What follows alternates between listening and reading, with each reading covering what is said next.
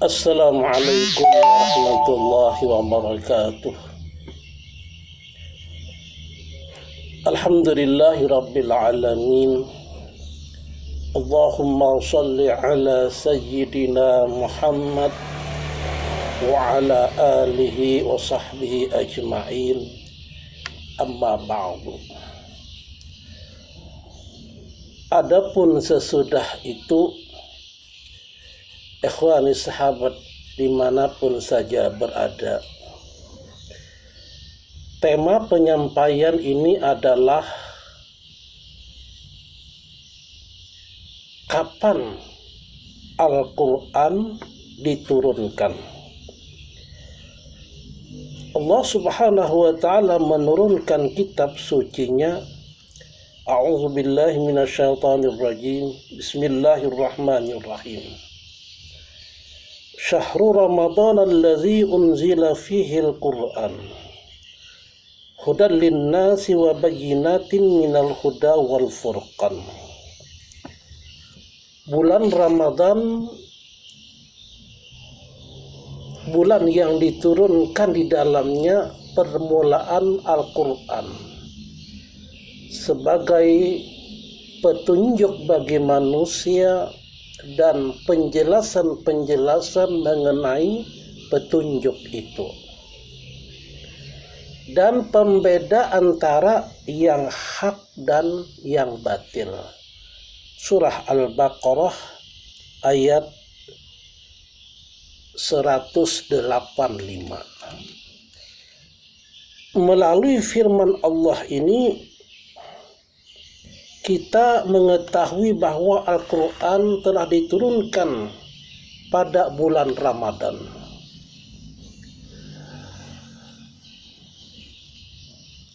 Kemudian diturunkan sekali lagi pada malam Lailatul Qadar sebagai tanda kekhususannya.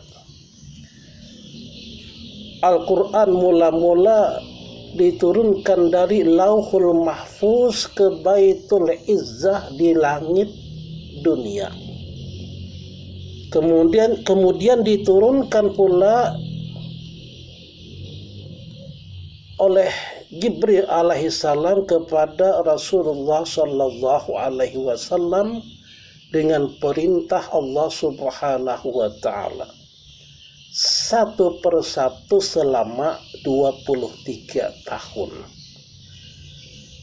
Itulah masa turunnya wahyu atas Rasulullah sallallahu alaihi wasallam. Beliau menerima wahyu tersebut ketika berusia 40 tahun dan wafat pada usia 63 tahun. Dan bertepatan dengan diangkatnya Muhammad sallallahu alaihi wasallam menjadi Rasulullah ketika beliau sedang berkhalwat di Gua Hira pada malam Senin tanggal 17. Al-Quran diturunkan secara berangsur-angsur dalam masa 22 tahun 2 bulan 22 hari. Hikmah diturunkannya Al-Quran secara berangsur-angsur ialah agar lebih mudah dimengerti dan dilaksanakan serta mudah dihafal di antara sahabat beliau. Al-Quran diturunkan ketika itu sesuai dengan situasi dan masalah-masalah yang dihadapi oleh manusia dari masa ke masa. Al-Quran sebagai penutup segala kitab-kitab terdahulu mempunyai beberapa keistimewaan. Di antara keistimewaan tersebut adalah: pertama, kitab suci Al-Quran berisi ajaran ketuhanan. Ajaran ketuhanan yang pernah dimuat pada kitab suci Taurat, Zabur, dan Injil. Kedua, Al-Quran berisi ajaran Allah untuk memberi petunjuk dan tuntunan kepada umat manusia di segala zaman. Oleh karena itu, Al-Quran terpelihara dari perubahan-perubahan dan terjaga keasliannya. Sebagaimana firman-Nya, "Inna nahnu nazzalna dzikra wa inna lahu lahafizun." Sesungguhnya kamilah yang menurunkan Al-Quran dan sesungguhnya kami benar-benar memeliharanya. Surah Al-Hijr ayat 9. Ketiga, jika kitab-kitab suci Taurat, Zabur, dan Injil lainnya hanya diturunkan untuk suatu kaum tertentu dan masa tertentu, maka Al-Quran diturunkan untuk seluruh umat manusia dan untuk sepanjang masa dan zaman apapun. Keempat, dari segi bahasa, gaya bahasa Al-Quran tidak ada yang menandinginya. Bahasa Al-Quran mudah dan mempunyai gaya bahasa yang indah dan menarik, sehingga banyak orang yang hafal Al-Quran di luar kepala atau menjadi hafiz dan hafizah. Ketahuilah bahwa Rasulullah Shallallahu Alaihi Wasallam adalah seorang yang ummi, seorang yang tidak dapat membaca Al-Quran, tetapi beliau hafal seluruh Al-Quran.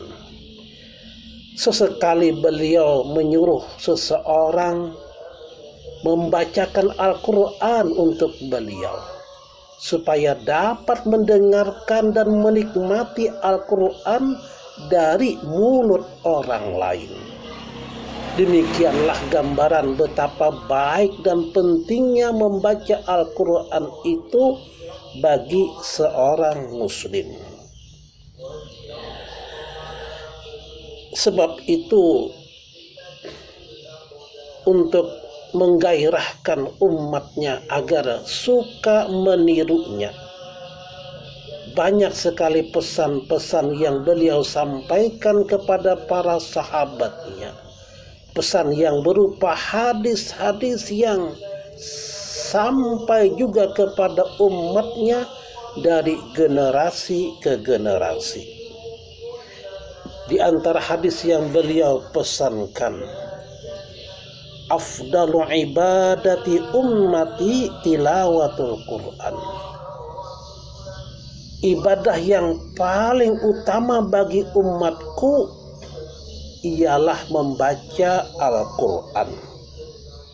Hadis riwayat Baihaqi dari Nu'man dan Bashir. Nawwiru buyutakum bis salati wa qiraatil Quran. Terangilah rumah-rumahmu dengan salat dan dengan membaca Al-Quran. Hadis riwayat Baihaqi dari Anas. Akhir kata, terima kasih atas perhatian pada para pemerhati muslim dan muslimah yang menyimak penyampaian ini. Mudah-mudahan apa yang disampaikan benar adanya dan bermanfaat untuk kita semua. Amin, amin, ya rabbal alamin. Kalau ada kekurangan, kalau ada kurang lebihnya, mohon dimaafkan. Wabillahi taufiq wal hidayah. Assalamualaikum warahmatullahi wabarakatuh.